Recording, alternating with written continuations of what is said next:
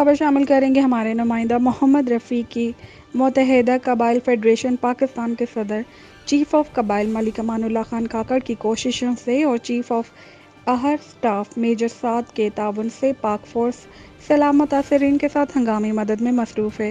اس موقع پر ہمارے levies force کے انچارج عبداللہ نے ساری خدمات سر انجام دی ہیں۔ السلام علیکم ناظرین، جیسے کہ آپ کو پتہ ہے سیلاب متاثرین کی مدد میں متحدہ قبائل فیڈریشن پاکستان کے صدر چیف آف قبائل ملک امان اللہ خان کاکڑ کی کوششوں سے اور چیف آف ایئر اسٹاف کے آفیسر میجر سعد صاحب کے تعاون سے پاک فورس سیلاب متاثرین کے ساتھ ہنگامی مدد میں مصروف ہے۔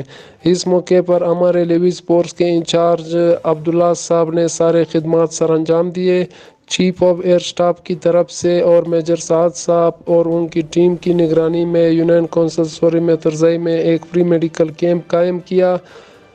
اس کے ساتھ ساتھ سیلاب متاثرین میں خوراکی سامان بھی تقسیم کیا گیا، جو میجر سعد صاحب نے خوراک اپنے ہاتھوں سے غریب عوام میں تقسیم کیا۔ اس موقع پر متحدہ قبائل فیڈریشن پاکستان کے مرکزی رابطہ سیکرٹری عبدالغفار درانی اور سوری یونین کے آرگنائزر رازق لالہ نے خدمات سر انجام دیے۔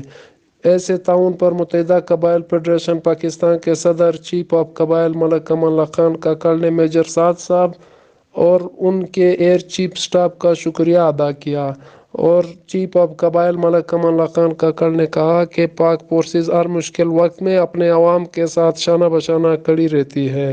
اس موقع پر نیوز نمائندہ رفیق کاکڑ بھی ان کے ہمراہ تھے۔ ENN نیوز رپورٹر رفیق کاکڑ، مسلم باغ۔